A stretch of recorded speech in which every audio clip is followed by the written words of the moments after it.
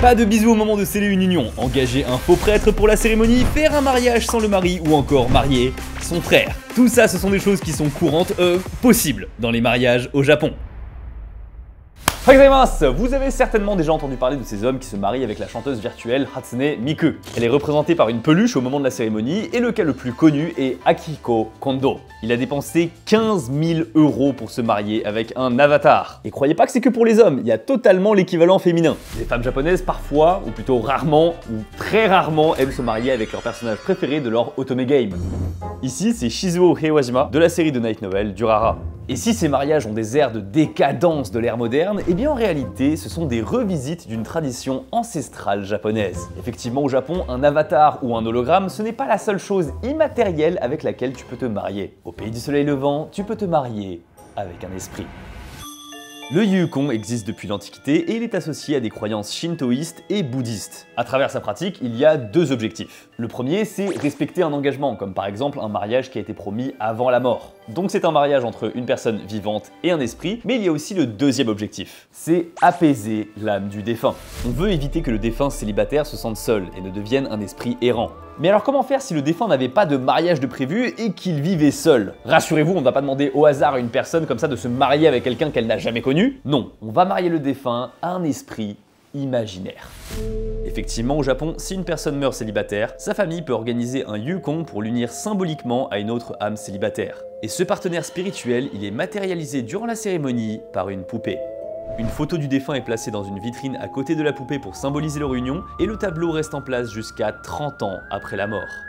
Passé les 30 ans, on estime que l'esprit du défunt a rejoint l'au-delà. Mais alors pourquoi certaines familles japonaises vont jusque-là? Eh bien parce que dans l'ancien temps au Japon, mourir célibataire, eh bien c'était très mal vu et on associait ça aux esprits vengeurs. Ah ouais, quand je vous disais apaiser l'âme des esprits, c'était vraiment apaiser l'âme des esprits. C'est pour ça que le yukon en fait était là pour s'assurer que quelqu'un trouve un partenaire. Et comme c'était pas assez glauque comme ça, on a commencé à le faire sur des enfants. Juste après la Seconde Guerre mondiale, dans le nord du Japon, sur l'île d'Hokkaido, eh bien la pratique de mariage avec une poupée se faisait de plus en plus avec des enfants décédés. Toujours dans le même objectif de faire en sorte que l'esprit n'ait pas de choses inachevées dans le monde des vivants. Et je note quand même que l'utilisation d'une poupée dans la culture japonaise, eh bien elle est quand même bien fréquente. Il y a tout un mysticisme autour de la poupée, que ça soit en objet de décoration, en jouet ou en support religieux. Le plus glauque étant la poupée Okiku qu'on peut trouver dans le temple Mannenji à Iwamizawa. Qu'est-ce qu'elle a de spécial cette poupée ? Eh bien, pas grand chose, à part le fait qu'on raconte qu'un moine vient régulièrement lui couper les cheveux parce qu'il pousse toujours et encore. Pour en venir au yukon, vous avez compris qu'il y a deux formes. Celui entre une personne vivante et une personne décédée, et celui entre une personne décédée et un esprit imaginaire.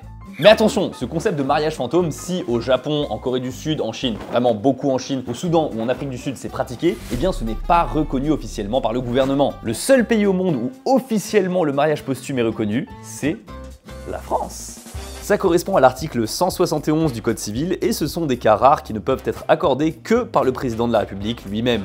Généralement, c'est dans les cas où la femme est enceinte et que le mariage était déjà prévu et qu'on veut que l'enfant soit officiellement reconnu comme étant celui de l'homme décédé. Bref, tout ça pour vous dire que malgré le folklore que je viens de vous raconter, eh bien la pratique du yukon est purement symbolique et pas du tout banale. Je n'ai trouvé aucun chiffre et aucune statistique sur ces mariages fantômes. Par contre, j'ai trouvé un drama japonais où...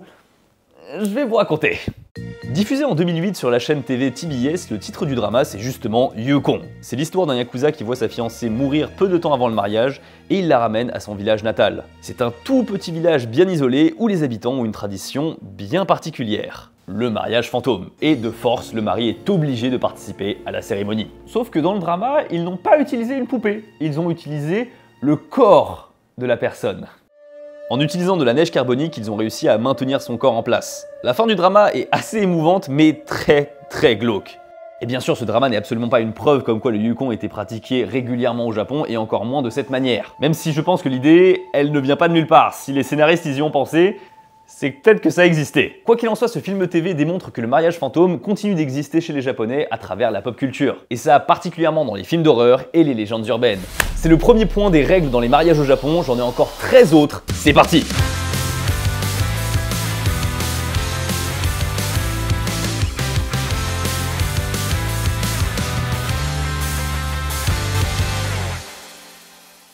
En japonais, mariage se dit kekkon. Et attention, il faut bien prononcer le petit tsu qui est entre le ke et le kon. Parce que sinon, ça fait kekkon et c'est pas la même chose. Après, tu me diras, la kekkon, c'est aussi un événement où beaucoup de monde se rassemble autour de quelques figures centrales.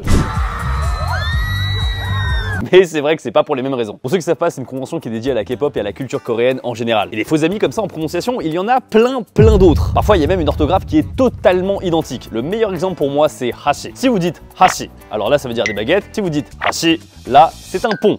C'est sûr que passe-moi le pont, c'est beaucoup moins facile. Hein. Hashi. Hashi. Fork. Fork.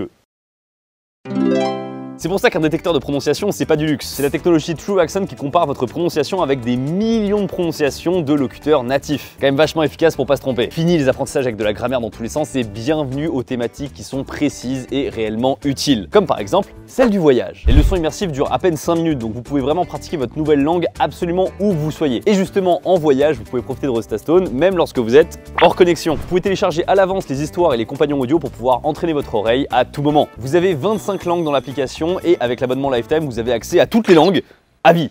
Et avec mon lien dans la description, vous avez moins 60% sur cette offre. Le non-bisou. Oui, en Occident, pour sceller notre union, on s'embrasse devant tout le monde. C'est tellement iconique que c'est difficile d'imaginer une société qui ne fasse pas la même chose. Et pourtant, au Japon, ça n'a rien à voir. Déjà, faut comprendre que dans les mariages traditionnels japonais, c'est pas si surprenant qu'on ne s'embrasse pas. Pour ceux qui auraient tout raté dans le fond, les Japonais, c'est clairement pas les plus démonstratifs en amour, surtout en public. Se tenir la main, c'est déjà wow. D'ailleurs, j'ai une petite anecdote perso, c'est que ma mère s'est fait engueuler par sa propre mère, donc du coup ma grand-mère, parce qu'elle avait embrassé mon père au resto devant eux, devant tout le monde en public. Oh, alors que bon, c'est bon quoi. Ma mère, cette grande délinquante. Mais bon, au moins vous avez compris que le bisou, c'est dans la sphère privée. Pas quelque chose à faire devant sa famille, ou encore moins devant sa belle famille. Mais alors du coup, au Japon, on fait quoi pour sceller l'union? Eh bien, on se met une caisse. Bien sûr, j'exagère, mais c'est tout un rituel où on boit du saké qui s'appelle le Sankon no Gi. Traduit littéralement, la cérémonie des 3 coupes. On commence avec la première coupe Sakazuki, la plus petite. On la remplit de saké et on la donne au mari. Il doit boire en 3 gorgées en marquant bien la rupture à chaque fois. Pas plus, pas moins. Il y en a qui disent qu'il n'y a pas besoin de finir sur la 3e, mais c'est préférable. On donne la même coupe à l'épouse qui fait exactement la même chose. Une fois qu'elle a fini, on passe à la 2e coupe Sakazuki, un peu plus grande. Cette fois, c'est l'épouse qui va commencer en buvant en 3 gorgées marquées. On passe la coupe au mari qui boit avec 3 gorgées bien marquées.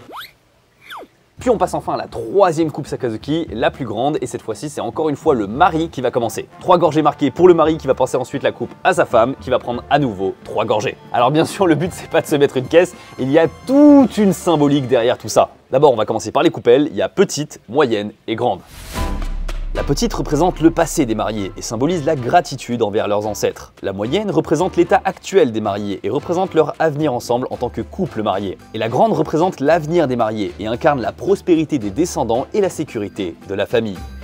Et maintenant l'explication pour les 3 gorgées pour chaque coupelle. La première c'est pour Dieu, ou les dieux au Japon. La 2e c'est pour la famille. Et la 3e c'est pour exprimer un vœu de gratitude envers les invités. 3 coupes avec 3 gorgées pour chacune des coupes, ce qui fait 9 gorgées chacun. 3 x 3 égale 9, c'est pour ça qu'on appelle aussi ce rituel Sansankudo. 3, 3, 9 fois. Et là, tout ce que je vous décris depuis un moment avec le rituel, etc., c'est vraiment juste la base de la base. Parce qu'il y a tout un tas de règles très précises autour du Sansankudo. Déjà, la personne qui verse le saké, ce n'est pas n'importe qui. Il faut que ça soit une jeune fille du sanctuaire. Même la manière de porter la coupole, eh bien, c'est important. Et enfin, comme je vous l'ai dit tout à l'heure, il y en a certains qui disent qu'il faut tout boire, d'autres pas tout boire. Bref, c'est très compliqué. Retenez juste qu'il y a 9 gorgées au total et qu'il y a quand même pas mal de variantes régionales. Et d'ailleurs, soit dit en passant, ce n'est pas la seule fois où l'alcool va intervenir durant la cérémonie de mariage. Parce que durant la fête, il y a la tradition du Kagami Biraki. On brise un gros tonneau de saké avec un maillet et on distribue le saké aux invités pour célébrer le nouveau départ et la prospérité. Alors ce n'est pas exclusif au mariage shinto, mais toutes les occasions sont bonnes pour se mettre une grosse mine. Quoique tout ça, ça va coûter cher. Règle numéro 3. Est-ce que vous connaissez le point commun entre le mariage et la guerre? Eh bien dans les 2 cas, le plus important, c'est l'argent. Bon, bien sûr, je plaisante, mais la question de l'argent étant moins tabou au Japon, eh bien, il a une place plus prépondérante dans les mariages. Déjà, vous savez que le critère numéro 1 chez les femmes japonaises, c'est le salaire du futur mari. Que je trouve perso comme étant très pragmatique, mais pas dénué de sens. En revanche, là où je veux attirer votre attention, c'est sur l'argent qui circule durant le mariage. Sachez que lorsque tous vos amis japonais vont se marier, c'est une très très mauvaise nouvelle pour votre portefeuille. Parce que là où en France on est autour de 100 €, au Japon on est plus autour de 200-400 €, ce qui fait 30 000 à 50 000 yens. Ça s'appelle le Gosugi et il n'y a aucun moyen d'y échapper. Vous voulez esquiver le mariage en prétextant l'imprévu? Et bien même dans ces conditions, il est courant d'envoyer l'argent en signe de respect. Et sur ce montant d'argent, oh il y en a des règles. Déjà, la somme doit être donnée dans des enveloppes joliment décorées appelées Gosugi Bukuro. À l'intérieur des billets, mais attention, pas n'importe lesquels, il faut qu'ils soient sortis fraîchement du distributeur. En gros, on veut qu'ils soient tout neufs. Maintenant, les billets en question. Alors au Japon, on a 1000, 2000, très rare, 5000 ou 10 000. Et même si vous pouvez mettre éventuellement beaucoup de 5000 ou même beaucoup de 1000, ça fait un peu mesquin. Ce qui fait qu'on utilise tous le plus gros billet, donc le billet de 10 000. Mais leur nombre est giga important. Surtout pas mettre un nombre de billets divisible par 2. 3, 5, 7, 11 billets, nickel. Mais 2, 6, 8, 10, c'est mort. Et pourquoi je n'ai pas mentionné 4 et 9? Pour 4, je pense que vous connaissez, mais c'est le chiffre de la mort. Et le 9, en japonais, se dit que. Et c'est le début du mot kurushi qui veut dire souffrance. Pas fou. Donc pour résumer, si c'est impair et que c'est pas le 9, c'est ok. Et si c'est pair, c'est la catastrophe. Mais alors pourquoi ça va? Mais ça va pas. Et bien parce que si vous donnez une somme qui peut être équitablement répartie en deux, et bien c'est un mauvais présage pour le mariage et les mariés qui peuvent repartir chacun avec leur somme d'argent. Donc un synonyme de séparation.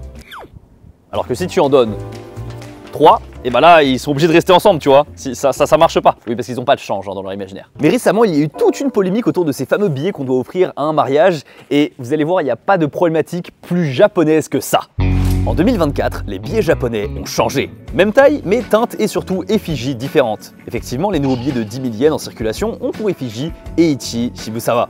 Selon des historiens, il offre des images de réussite et d'ouverture au monde et reste associé à un Japon pacifique et international. Et le monsieur est bien le père de l'économie japonaise moderne, pas de problème là-dessus. Sauf que il est aussi connu pour avoir été un gros infidèle avec plusieurs maîtresses et plusieurs enfants hors mariage. Donc vous comprendrez que c'est pas fou de donner à un mariage des billets avec la tête d'un mec qui a bien trompé sa femme toute sa vie. Oui, je n'ai pas le nouveau billet, donc du coup celui-ci est un factice. Indétectable. Vous allez me dire que si on tient tant à ça, autant prendre les anciens billets de 10 000 yens avec la tête de quelqu'un qui n'a pas trompé sa femme toute sa vie. Ou en tout cas dont on n'est pas au courant. C'est une très bonne idée. Mais rappelez-vous, on doit donner des billets qui sont tout neufs, fraîchement sortis du distributeur, ce qui fait qu'ils sont tous avec la tête du monsieur infidèle. Donc même si les anciens billets de 10 000 yens en parfait état comme celui-ci sont privilégiés à offrir dans un mariage, et bah ça devient assez difficile de s'en procurer. Franchement, il faut faire attention avec l'argent au Japon. On a déjà vu qu'ils avaient fait n'importe quoi quand ils ont essayé de mettre l'argent, ils ont dû s'y reprendre 3 fois avant que ça marche. Donc franchement, à tout moment, ça peut partir en couille. Peut-être bientôt, ça vaudra 11 000 yens.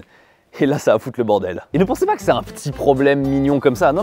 Il y a 30% des Japonais qui considèrent que c'est de mauvais augure de donner un nouveau billet de 10 000 yens à un mariage. On sait pas où ça va finir cette histoire. Règle numéro 4. Bon, vous êtes bien pris la tête sur l'état des billets, le nombre de billets, la tête sur les billets. Maintenant, vous espérez secrètement que vous n'avez pas fait tout ça pour rien. Et heureusement, oui, bonne nouvelle, vous allez avoir un retour sur investissement. C'est ce qu'on appelle le hikidemono, ce sont les cadeaux de la part des mariés aux invités. Alors, à l'époque féodale au Japon, on offrait un cheval. Aujourd'hui, c'est moins impressionnant, par contre, il y a 1000 fois plus de règles. Le hikidemono le plus fréquemment est composé de 3 éléments. Encore une fois, il faut éviter les nombres pairs. Dans ces 3 éléments, il y a le hikigashi, le engimono et le hontai. Le hikigashi, c'est juste une pâtisserie ou un bonbon, c'est pas très compliqué. Typiquement, le bankuchen est souvent offert car il symbolise le bonheur. Oui, le bankuchen, cette brioche allemande qui est vraiment très populaire au Japon et qu'on retrouve dans pratiquement tous les combini. Numéro 2, le engimono, c'est un porte-bonheur. Oh, un petit talisman accroché sur son sac comme ça, comme un petit porte-clés trop mignon. Pas du tout! C'est de la bouffe, encore une fois. Typiquement, on utilise souvent quelque chose de très mignon en termes de bouffe, comme par exemple du katsuobushi, de la bonite séchée râpée. Quoi, vous sentez pas que ça évoque l'harmonie conjugale là? Bon, attendez, je vous explique parce qu'en vérité, c'est très mignon et il y a beaucoup plus de symboles que ce qu'on pense. Le katsuobushi, il est connu pour sa solidité. Certes, il est servi sous forme de lamelles, mais de base, le katsuobushi, c'est l'aliment le plus dur du monde. Et donc sa robustesse, c'est une métaphore d'un couple qui va durer et qui est très résistant. Ensuite, il y a son harmonie. Le katsuobushi est toujours utilisé dans le dashi. C'est le bouillon qui est à la base de toute la cuisine japonaise. Mélangé avec des algues kombu, il crée la fameuse saveur umami. C'est cette fusion entre les deux aliments qui symbolise l'harmonie entre les deux futurs mariés. Et enfin la dualité, parce que chaque bonite est coupée en deux avec d'un côté la tranche dorsale et l'autre la tranche ventrale. respectivement nommer la partie mâle et femelle. C'est ce qu'on appelle le Meoto Gatsuo. Traduit littéralement, ça donne mari et femme bonite. Et cette paire, justement, ça représente la complémentarité et l'union des futurs époux. Et c'est pour ça que vous comprenez que la bonite séchée, c'est vraiment le neck plus ultra dans les aliments de mariage. On revient sur le hikidemono, sur les cadeaux pour les mariés, parce que je ne vous ai pas encore parlé du troisième point, le hontai. Et c'est pas des moindres parce que c'est le cadeau principal. Ça doit être un objet de valeur que pratiquement tout le monde possède déjà, mais qui n'est pas dérangeant d'avoir en double. Typiquement de la vaisselle, des objets de décoration, des savons artisanaux ou encore des serviettes de luxe. Mais le problème des mariés, c'est un peu de se demander comment choisir un cadeau qui plaira à tout le monde. Eh bien la réponse, c'est tout simplement en les laissant choisir. Les invités choisissent le hontai parmi une présélection qui a été faite par les mariés. C'est ce qu'on appelle les catalogu gifto, littéralement catalogue de cadeaux. Et forcément, comme je suis un peu curieux, je suis allé chercher dans ces catalogu gifto et j'ai pas été déçu. Il y a que des marques françaises. Une cocotte Le Creuset, un ensemble de porcelaine Hermès, un bol arabesque Baccarat. Tout ça, je le rappelle, c'est vraiment que des marques françaises. Après, il y a quand même d'autres éléments qui sont pas français, mais on va dire que c'est secondaire. On peut trouver bien sûr des cartes cadeaux pour des magasins de luxe, mais aussi des menus pour manger du bœuf de Kobe. Vraiment, il y a tout et n'importe quoi, du moment que ça fait chic, ça peut rentrer dans le catalogue. Et vous l'aurez compris, ce sont des entreprises qui s'occupent de ces catalogues cadeaux pour offrir le maximum de produits luxueux et onéreux aux invités à moindre coût pour les mariés. Et le service s'arrête pas juste à choisir ton produit et est-ce qu'on te le donne. Non, ça va plus loin. Parce que se balader avec une cocotte Le Creuset pendant tout le mariage, c'est pas super pratique. Il y a carrément un service de livraison privée directement à domicile qui est prévu par la société de Catalogue Gifto elle-même. Franchement, c'est pas bête et c'est même très utile, mais tu vois à quel point ce hikidemono au Japon, c'est très important. Et vraiment, tout ce que je viens de vous raconter, pourtant, c'est la base de la base. Parce que forcément, en fonction des régions et des préfectures du Japon, il y a fatalement des variantes. À Yamagata, nous offrons un futon aux invités de mariage, tandis qu'à Kumamoto, nous sommes plus sur du surimi, le kamaboko. Nous restons sur de la nourriture avec du riz rouge et de la pâte de haricots rouges à Hokkaido. Et à Niigata, visiblement, ce sont des pinces parce que ce sont des feuilles de pain, oui, juste des feuilles, qui sont offertes.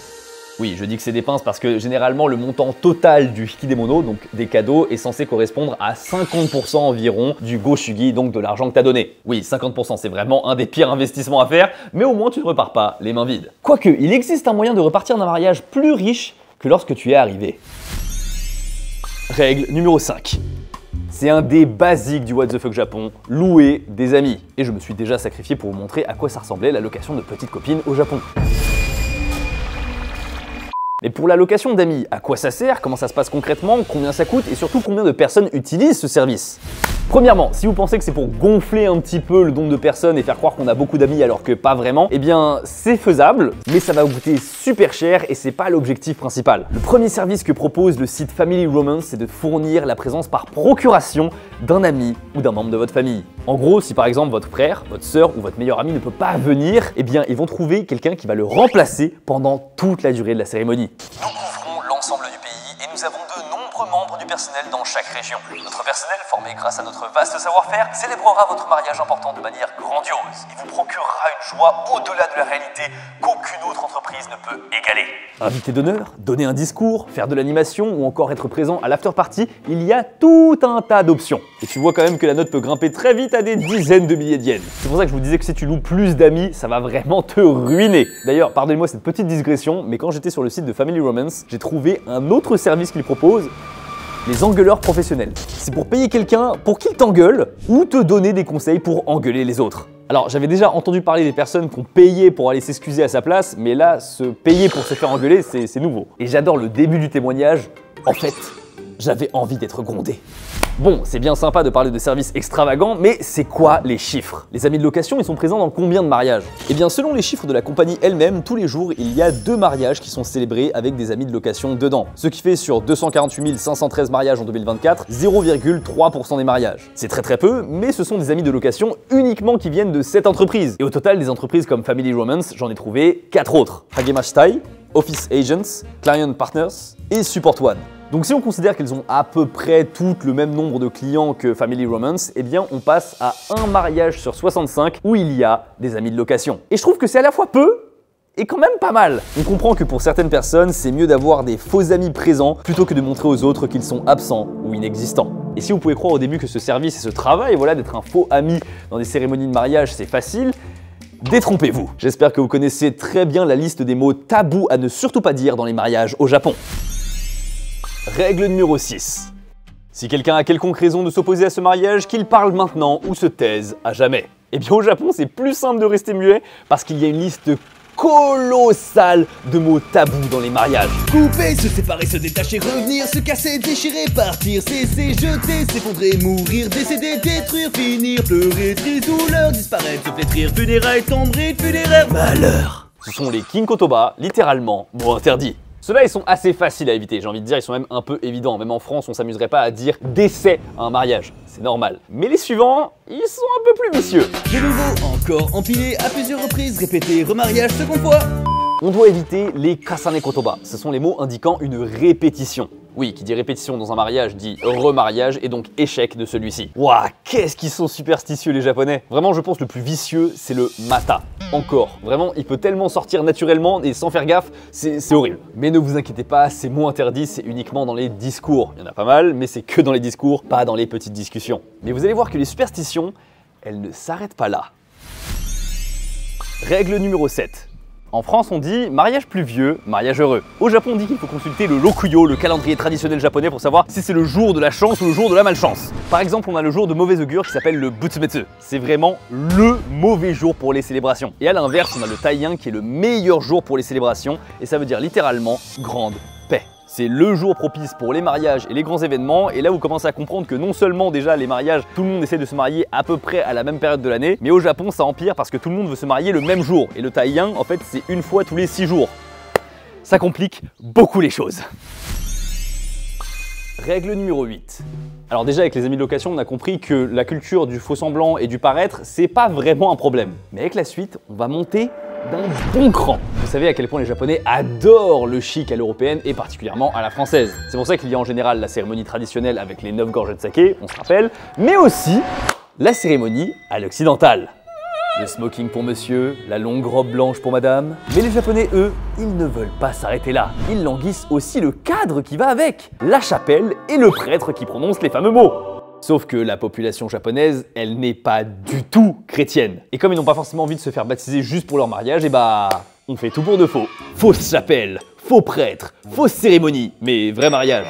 Alors, les agences qui proposent cette industrie du faux se font quand même pas mal discrètes. Clairement, sur les sites d'agences, tu sens qu'ils ne sont pas ultra fiers de ça, et ils préfèrent mettre en avant les mariages, certes à l'occidental, mais en plein air. Mais j'imagine qu'un petit coup de téléphone suffit pour passer une réservation dans une de ces fameuses fausses chapelles. Et autre option disponible que j'ai découvert, le faux gâteau de mariage. Ah mais vraiment, on est vraiment sur du faux de A à Z. Hein. Alors pourquoi on fait un faux gâteau? Eh bien en vérité, il y a quand même pas mal d'avantages. Le premier, c'est le gain de temps. Vous vous souvenez, tout le monde se marie aux mêmes périodes et surtout sur les mêmes jours, les jours taïens. Ce qui fait que on est pressé. C'est-à-dire que la réception, on a un temps limité et il faut vite rendre la salle et faire un gâteau, ça prend énormément de temps. Donc si c'est un faux, on se débarrasse de ça. Et le deuxième point, c'est surtout l'économie. Oui, un énorme gâteau comme ça coûte super cher, alors que la structure sur Amazon Japon, eh bien c'est 12 €. Moins cher.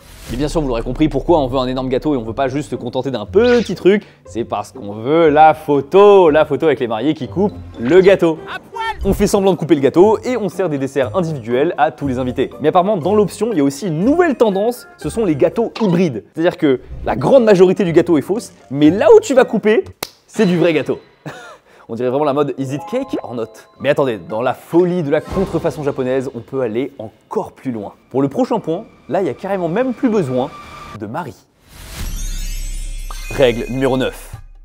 Vraie robe, fausse chapelle, faux prêtre, vrai ou faux gâteau, mais surtout, faux mariage. L'expression vivre pour les caméras a été créée uniquement pour décrire le prochain point. Vous saviez que les photos pour les japonais c'était important, mais est-ce que vous saviez que ça pouvait être plus important que le mariage en lui-même? Solo wedding, mariage solo. C'est le fait de se marier seul. Ce n'est évidemment pas un vrai mariage, c'est uniquement pour les caméras, les photos. Je ne suis pas marié, mais je veux porter une robe de mariée. Je veux que l'on prenne des photos de moi en étant belle lorsque je suis encore jeune. Ça a l'air rigolo à faire. C'est ce genre de témoignages qui ressortent lorsqu'on demande aux femmes japonaises pourquoi elles veulent faire un solo wedding. Et selon un sondage du site MyNavis, c'est quand même 20% des femmes qui sont intéressées par un mariage solo. Et oui, je parle de femmes depuis tout à l'heure parce que c'est largement plus la gente féminine qui est intéressée par le solo wedding, plus que les hommes. Nous, on est trop occupés à se marier avec des hologrammes. Et alors maintenant, combien ça coûte? Eh bien, les prix varient quand même pas mal parce que ça peut aller de 30 000 à 300 000 yens, ce qui fait entre 200 et 2000 €. En vrai, pour une séance photo pro, c'est pas si déconnant. Surtout que pour ce prix-là, vraiment, tu vas avoir des photos nickel, parfaites, très photoshopées. Oui, l'agence Aim Bridal vous montre une batterie de photos avant-après où ils vous apprennent à poser et à accepter l'utilisation de Photoshop. Pour ce qui est du nombre d'utilisatrices, et bien encore une fois, c'est assez compliqué d'obtenir des chiffres vraiment très précis. Déjà, faut quand même se rendre compte, oui, c'est un phénomène niche. C'est pas toutes les japonaises qui font ça, c'est pas 1 sur 2, c'est pas 1 sur 3, même pas 1 sur 10, non, clairement c'est niche. Mais en 2018, l'agence Aim Bridal affirme qu'elle fait quand même entre 20 et 30 solo weddings par mois. Ça fait environ 300 dans l'année, ce qui fait environ un faux mariage pour 1000 vrais mariages. Mais encore une fois, c'est que pour cette agence et j'en ai trouvé 2 autres qui faisaient exactement la même chose. Il y a Circa Travel et Petit Wedding. Ce qui fait que grosso modo, pour tous les 100 vrais mariages au Japon, il y a un faux mariage. Ah, c'est pas si peu! En analysant ça sociologiquement, je sais pas vraiment quoi en déduire. Est-ce que les japonaises essayent de désacraliser le mariage pour justement réduire la pression sur leurs épaules? Ou alors c'est juste qu'on veut un shooting photo un peu sympa? Et des likes sur Insta. Règle numéro 10. Au Japon, on a 3 grandes catégories de mariage. Le nashikon, le jimikon et le hadekon. Le premier, le nashikon, eh bien ça désigne les mariages qui ne célèbrent pas la cérémonie. Vraiment, c'est on se marie sur le papier, c'est terminé, pas de cérémonie, on rentre chez soi, basta. Et en fait, c'est de plus en plus populaire au Japon. Le deuxième, le jimikon, eh bien il y a une cérémonie, mais c'est plutôt discret et modeste. Et enfin, le hadekon, c'est le mariage grandiose. On voit les choses en grand, en énorme, en gargantuesque. On veut toujours plus de choses pour célébrer l'amour des époux. Des gros gâteaux, des énormes réceptions, toujours plus de convives et du théâtre. 何よりマウンドに立ってる時どんなに周りがうるさくてもお父さんとお母さんの「雄大頑張れ!」って声だけはいつも聞こえてたよ。ありがとう。 Ouais, vous savez pas ce qui vient de se passer, mais c'est une nouvelle émotion en moi, le cringe mignon. C'est-à-dire que je trouve ça quand même émouvant, mais c'est quand même... Non. Ce service s'appelle Memory Play et c'est un service japonais proposé par la société Surprise Mall. En gros, des enfants montent sur scène et recréent morceau par morceau les grosses étapes de la vie des mariés en passant de l'enfance à l'adolescence puis à la rencontre des mariés. Et ça bien sûr avec un très bon fond sonore qui t'incite vraiment à te tirer les larmes comme ça. Il y a quand même quelque chose. Règle numéro 11.